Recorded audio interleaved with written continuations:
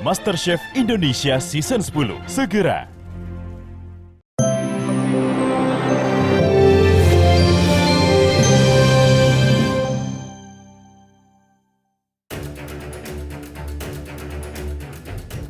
Presenter beken Ruben Onsu sepertinya bisa bernafas lega. Bagaimana tidak, setelah sebelumnya telah melaporkan dugaan pencurian di salah satu kedai miliknya, kini pihak berwajib dari Polres Metro Jakarta Selatan telah berhasil meringkuk pelaku. Tak hanya itu, pihak polisi juga telah mengamankan barang bukti lain berupa kendaraan roda 2 yang dikendarai pelaku saat melakukan aksi kejahatannya. Mendengar kabar baik tersebut, Ruben pun langsung bergegas mendatangi Polres Metro Jaksel. Koko hari ini kedatangannya kok? Iya, ini ada pemanggilan, terus ada kita naik lift dulu ya. baru mau ketemu dulu bentar. Iya. Ya Pak, mungkin Kak, gimana Pak? Ya, kebetulan saya sudah ke Polres Jakarta ini sebagai saksi dan di mana kami data-data semuanya dan selesai masih untuk Polres Jakarta Selatan terima kasih banget karena ini rasa kecemasan yang akan dirasakan sebenarnya, apalagi bukti semuanya sudah saya lengkapi berdasarkan kejadian dari CCTV. Ada beberapa barang bukti dari sudah kita temukan dari barang bukti masuk dari termasuk juga hari ini kami ambil keterangannya masuk dari satu saksi dari Kobo dari Mas Ben, dan alhamdulillah barang bukti juga kita temukan dan kendaraan dan pelaku juga kami dapatkan, termasuk juga alat yang digunakan untuk sudah dengan sementara itu saja. Hari ini kami masih melakukan pendalaman terhadap pelaku, terutama TKP mana saja ya. Ruben memenuhi panggilan pihak penyidik sekaligus menjalani pemeriksaan sebagai saksi. Langkah antisipasi Ruben itu pun diapresiasi oleh pihak berwajib. Apalagi dalam rekaman tersebut, wajah pelaku dan juga kendaraan yang ditunggangi terlihat jelas dalam CCTV. Itulah yang akhirnya memudahkan polisi untuk memburu pelaku. Dan hasilnya, polisi berhasil membekuk pelaku di kawasan Ciputat Timur, Tangerang Selatan. Lantas, benarkah pelaku melakukannya seorang diri atau ada komplotan lain? Dalam hal ini juga kami mengapresiasi terkait dengan metode-metode pencegahan dan masuk terutama terkait dengan CCTV yang ada di TKP sangat terbantu baik dari sudut dan gambar dan detailnya.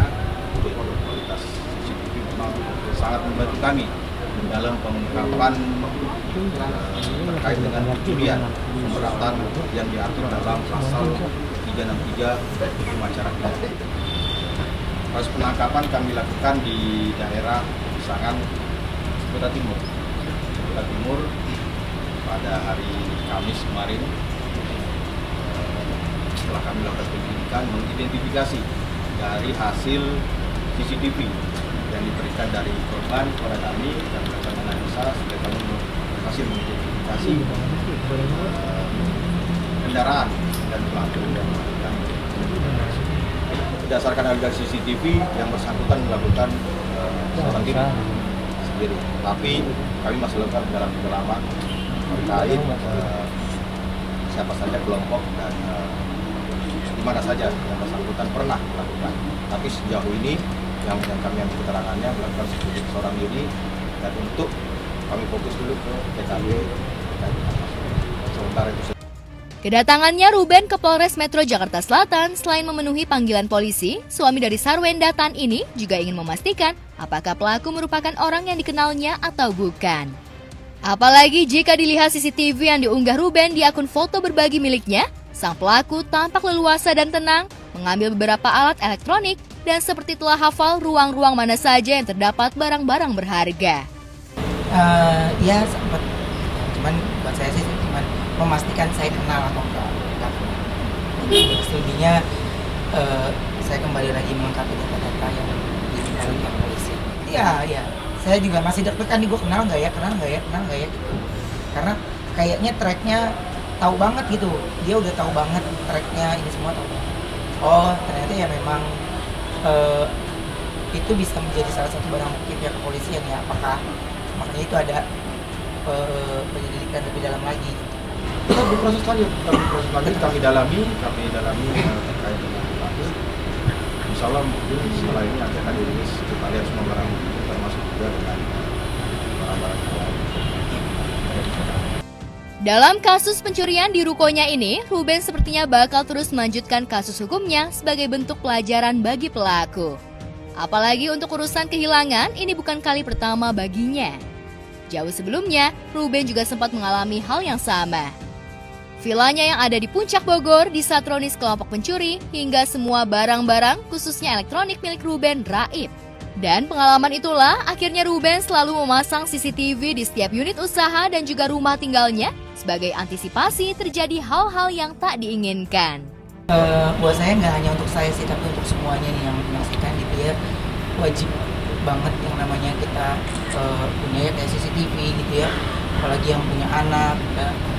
Terus ya kehilangan yang seperti ini tuh buat nggak bisa dimaklumi, karena di daerah saya nih ini udah beberapa hari itu sebelumnya tuh udah ada yang hilang, jadi gemes juga gitu ngeliatnya.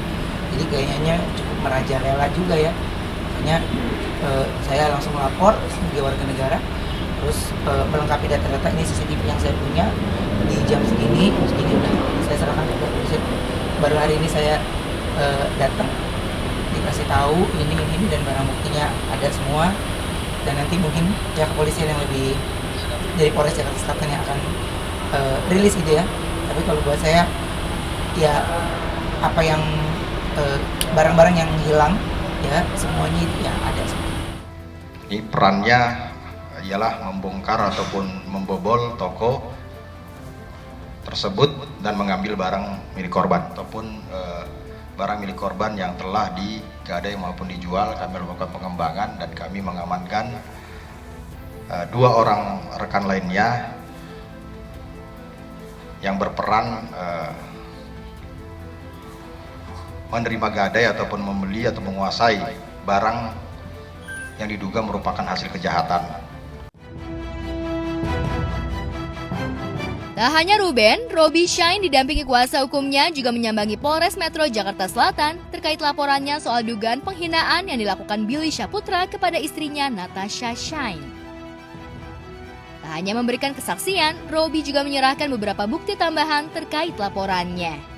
Kita hari ini menerima undangan ya dari dari Polres Jakarta Selatan untuk memberikan keterangan, kesaksian dan berikan barang bukti rekaman perkataan beliau kepada istri saya dan jadi gini, kita ini kan bangsa Indonesia ya, berbudaya, punya etika, tata krama untuk berbicara sama siapapun. Saya rasa mungkin segini banyak ini nggak pernah dengan kata-kata yang kotor seperti itu. Termasuk saya yang sudah dewasa begini pun saya rasa sih jarang ya. Nah, apalagi kata-kata kotor itu disampaikan kepada seorang wanita. Ingat, wanita itulah yang menciptakan kita semua di sini. Ya kan? Kita lahir dari mana? Dari ibu kita. Kata-kata yang kotor itu tidak patut dia sebutkan kepada seorang wanita. Maka dengan itu, pihak Anastasia dan Robi ini akan memberikan pelajaran baik itu mendidik untuk berbahasa yang santun kepada yang miskin ataupun yang kaya sama. Tidak ada satu kata-kata pun yang patut mereka ucapkan dengan kata-kata yang kotor seperti yang saya dengar ya. Tak hanya soal rekaman perkataan atau hinaan yang diucapkan Billy, Robi juga memberikan sebuah rekaman permintaan maaf dari stasiun televisi nasional yang mengundangnya. Lantas benarkah bukti rekaman tambahan tersebut bakal membuat Billy tak bisa mengelak dari jeratan hukum? Dan ada juga rekaman permintaan dari pihak juga yang minta maaf ke kita, dari pihak yang minta maaf ya. Dan kebetulan hari ini aku dibantu juga sama tulangku, Uncle John Stregar ya, yang sebagai kuasa hukum kita ya. Jadi tulangku langsung yang mengurusin ya. Tapi nanti semua bukti-bukti, mohon maaf, belum bisa kita kasihkan ke media karena memang kita kasihkan ke penyidik. Itu saja untuk sementara. Saya sekarang akan dampingi dulu Anastasia untuk diperiksa, memberikan keterangan BAP. Lantas, langkah hukum apa yang telah disiapkan Billy untuk menepis tuduhan dari Robby? Benarkah ia telah menyiapkan beberapa bukti dan juga saksi yang ada di lokasi kejadian? Sayangnya, hingga kini Billy masih enggan dimintai keterangannya. Namun kepada Ayu, Billy dengan tegas membantah jika dirinya menghina Natasha Shine. Apalagi Billy mengaku sama sekali tak mengenal Natasha sebelumnya. Ia berdalih jika suatu hal yang tak mungkin jika dirinya yang tak mengenal tiba-tiba menghina istri Robby. Gini Bu Ayu, gue ngomong sejujurnya, terserah orang percaya apa enggak. Sekarang gini, kita ngomong secara logis ya, gue nggak secara detail, secara logis kalian bisa mencerna atau enggak, Bu Ayu. Kalau memang gue punya kelainan jiwa dan gue ngatain orang secara babi buta kasarnya, ngatain kata kasar di depan umum, itu mungkin hal yang wajar nggak wajar.